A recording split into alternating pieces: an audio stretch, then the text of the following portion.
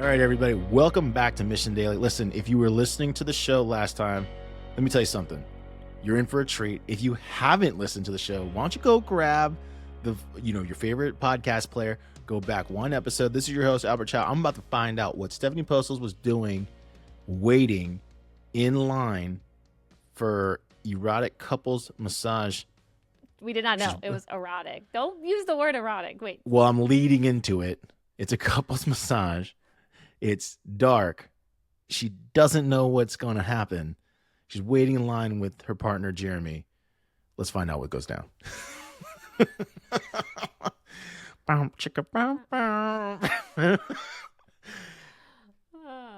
the end of the episode, we'll find out if they have an OnlyFans. Oh, my God.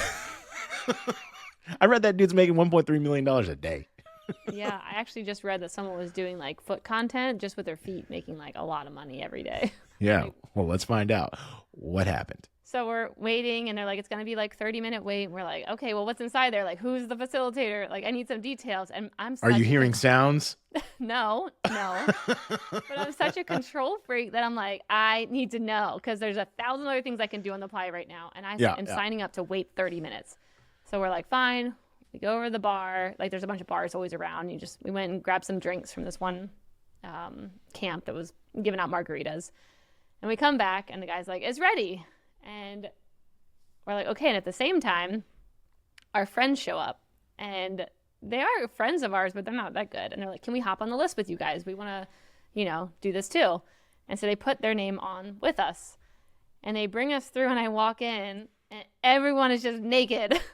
Not only just the person who's laying there getting massages, also the person giving massages. And I was like, what the fuck? Did I just stumble into an orgy tent? Like, what is this? I thought, where's the facilitator? What are we learning here? And I'm asking the guy, I'm like, so who's teaching this course? Because all I see is a bunch of people giving massages, giving out HJs.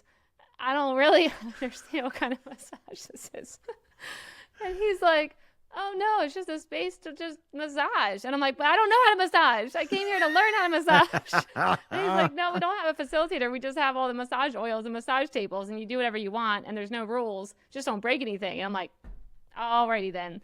And so for me in that moment, and we're with our friends, and I'm like, I am not giving massages right next to this other couple that's our friend.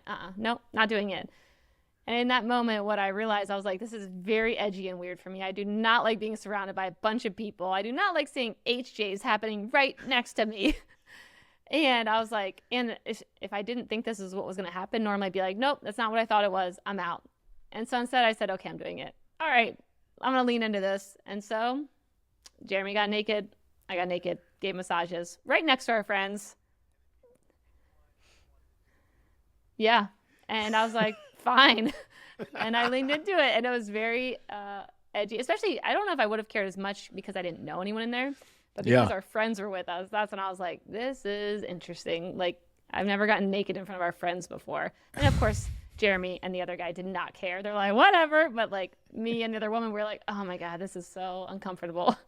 But what I found was it is weird that it is. Don't you think it's weird? Like, because a lot of men will be okay being like, it's weird because you would think that a man would be more, I don't know, I would assume that a man would be more sensitive to being naked in front of each other, but like maybe because it's like the years of playing football and like there's group showers and there's like that's being next to each other, like they're like, my penis has gotten viewed probably 1,000 times in my lifetime, I don't care. like I don't know, it's not as it doesn't seem as like, and I don't know what it is, but like it feels like guys don't think other guys will judge them as harshly, whereas women, I feel like, will feel like another woman is judging them very harshly. I think women judge women, and then men judge women. Like, there's just certain standards of what bodies. Men are just cool with their boys. And men are like, even if you're like, dude, you need to like, you need some help. And they're like don't care. Oh yeah, one of my boys who's not very fit, way less fit than me, but like anytime he would like walk into like, if we were to go to like a wedding or something and he's got on his tux, the first thing he would do is like announce how good looking he is. Guys, I don't know if you know this, but I look great today. And we were like, boy, you do.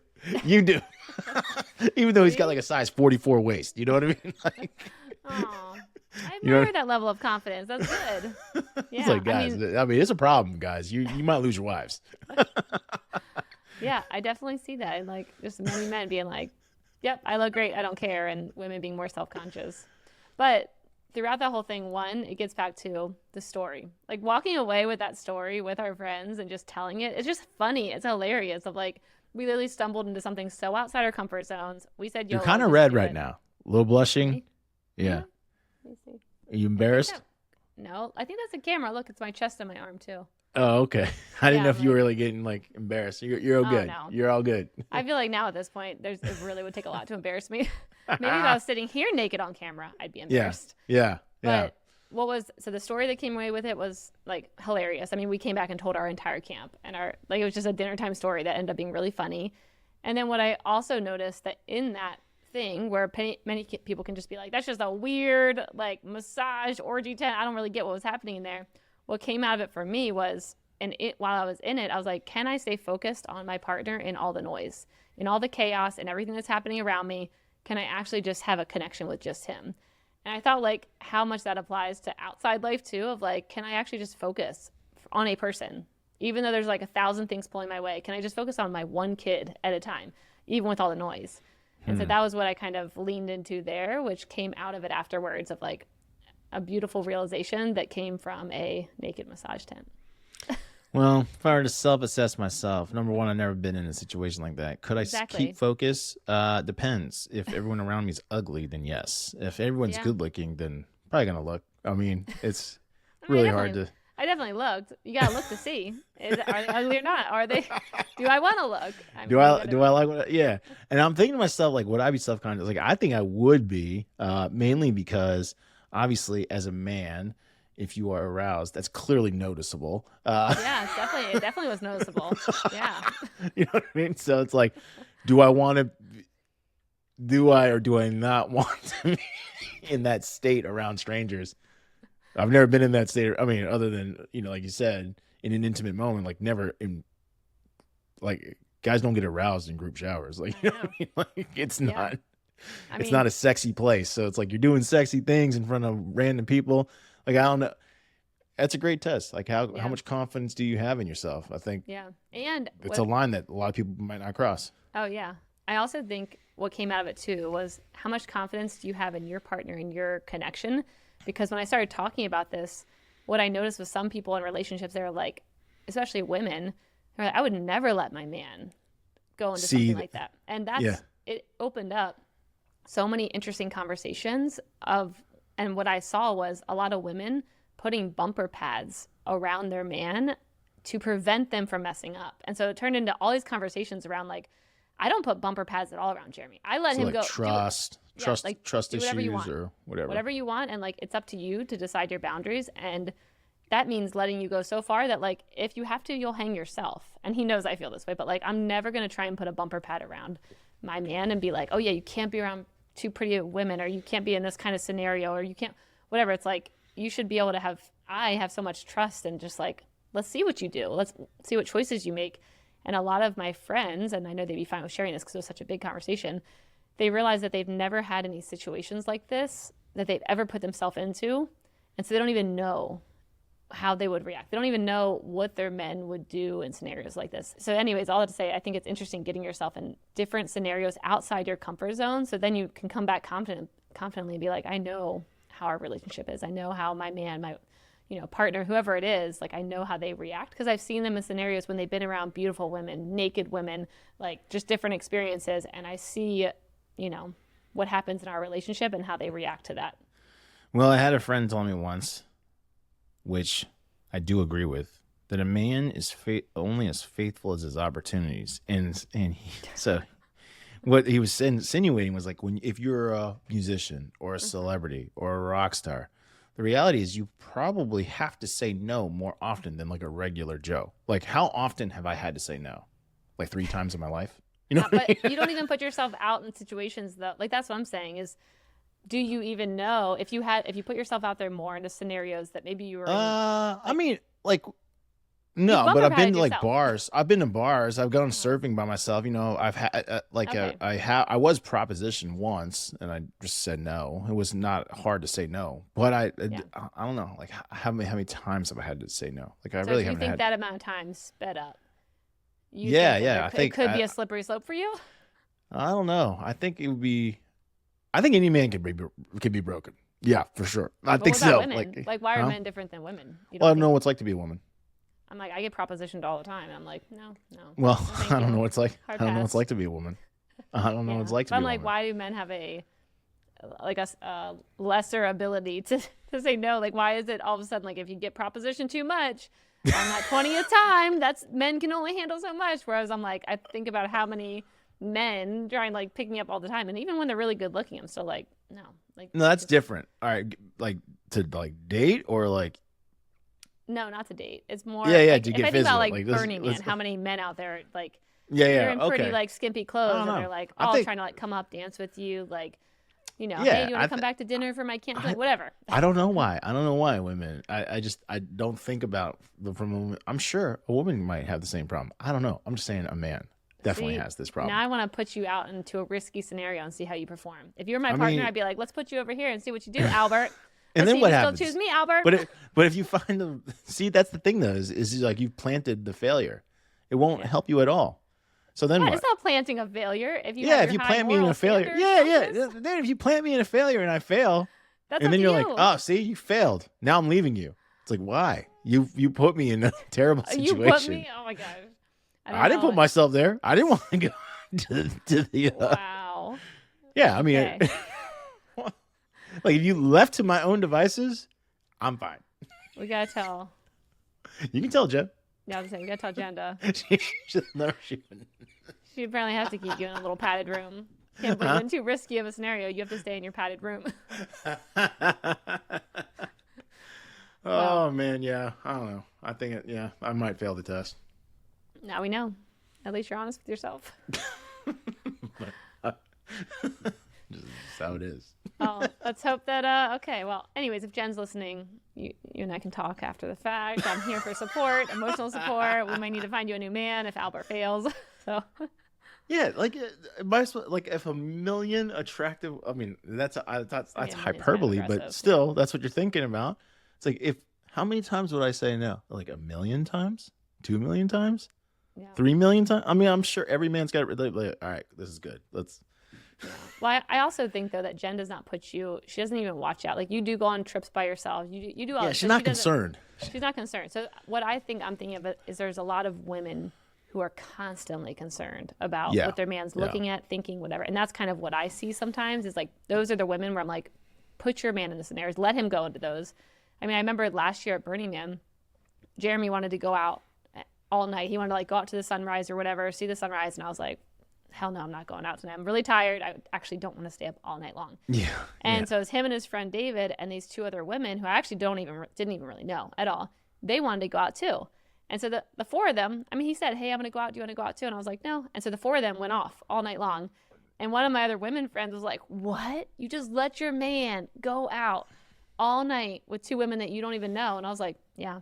Like, why? And they're like, they thought it was insane. But I'm like, I just had full trust of like, yeah, go for it. And if I ever heard that something happens, I want to know. And I want to know quicker. I don't want to be, telling him no, don't do that. It's like Zuckerberg. You want to fail fast. Fail fast. Yeah. Let me know real quick. Don't fail 20 years from now. Fail right now. Yeah. Right now. Show it to me. Like, let's see. I agree with you 100%. If you always are trying to contain how a person behaves, then you'll never know how a person behaves. Or you're just delaying the inevitable, right? Like you're just delaying this onset of bad behavior that will happen later on. Like it should never be in a person's conscious that I have to put barriers on my woman. I have to do this to my woman so that she doesn't cheat on me. She doesn't look at other men or whatever she's doing. Okay. I think that is true. But I think we're going to leave here in a little bit of a disagreement, which is I think that temptation is a like, you know what I mean? Like if you artificially tempt somebody beyond what they would normally experience, right? Like in my normal everyday life, do people talk to me? No. Do women talk to me? No. When I go to a bar, do women ever approach me? No. Does Albert have friends? No. But if I were in a situation, right, if you put a person in an abnormal, and that's why I firmly believe this, I believe that is why you see a lot of professional athletes, and I only speak for men, professional athletes, musicians, actors. You hear about their unfaithful, even the ones married to supermodels can become unfaithful. And I don't know if I think if they just live a different circumstance because they're constantly being tempted. I don't know. I think that's a challenge. So I think if you artificially put your partner in a place where they're like, you're almost like testing them, you know what I mean? You might not get the answer you want. I don't think you should ever artificially put yourself into scenarios where you're like trying to have your partner fail. Yeah, like if you're buying me hookers every night and like being like, okay, yes, I don't even know this is happening. Like so Pretty Woman. Extreme. I'm like, wait a second, what is happening? Every so night extreme. I go out, someone hits on me. Okay, we're not trying to be like, a spy and like planting things in your environment and being like, let's see how Albert does it. It's more of like, for example, when I was married, I was told like, hey, why are you wearing such a short dress and heels and whatever? Like, men are just going to stare at you. That kind of bumper padding where it's like, wait, I can't wear the thing I want to wear because you're telling me that men are going to stare at me and want me if I wear heels or if I wear too tight of a dress. Like, what, you don't trust me to just wear what I want and deflect, so like that's a way of bumper padding. Or there's an odd one that a lot of especially now I'm married, is like there's a lot of women that they don't want their man to be fit. Exactly. Yeah, like you can have that dad bod, like I'd rather you or overserve cake over buy pizza, like encourage or eating indulgence. Yep. Or like, I don't want you to be around my certain friends because they're beautiful. And, my one friend's a model. So like, I don't really feel comfortable with you being around her. Or like, you actually can't even have women friends. That's another thing where, to me, I have a lot of guy friends. I actually have a lot more guy friends than I do have women friends. But that only started happening after I got divorced and I was with Jeremy. Because Jeremy's just full trust. Like, yeah, you connect with whoever you want and be friends with whoever you want. Versus I see a lot of people being like, no, you can't have girls as friends if you're my husband. No, you can't have guys as friends if you're a woman. And so just things like that I think that's not putting someone into a situation artificially to see if they fail, but like I should be able to have guys as friends and have a trusting partner that knows I might go to coffee with a guy friend and we just go to coffee. It's nothing else, So that's the kind of like, these are like real life scenarios, not someone hiring hookers and having them show up at your house like, hey, Albert, I have a muffin for you. Not that. What kind of muffin is this? We need to put a note on these episodes to put like rated R. This is very PG. This is very PG. Not the last one. We're talking. Okay, both of them I don't think are, but okay. They're PG. Don't get us we in didn't trouble. say anything racy. Look at you, your eyebrows raised. Oh man. Well. So what do you guys think listening to this episode? What do you think about trust? What do you think about how you view your relationship with whoever is in your life? Write to us at info@mission.org if you think Stephanie's right, if you think I'm right, if you think we're both right, or if you think something we're in the middle. Or if you think we're just insane for even talking about this. Or no one can prove anything. I mean, this is just how we think. Like, you're not going to change how we think. This is how we think. But it's a fun conversation, and it's a part of everyone's life. Trust is a part of everyone's life. Like, it's impossible not impossible. It's a lot less fun if you don't trust your partner. Yep, agree. All right. Well, next time I think we're going to be talking about a very different subject. I think we're going to be talking about like housing and natural disasters and investing and buying stuff. But we might change our mind. But we might change our mind if I have another crazy story that I want to bring into this fold. So we'll see. But yeah, let us know what you guys think. Give us a rating and review. Please let us know how we're doing. And we will see y'all next time. Until next time.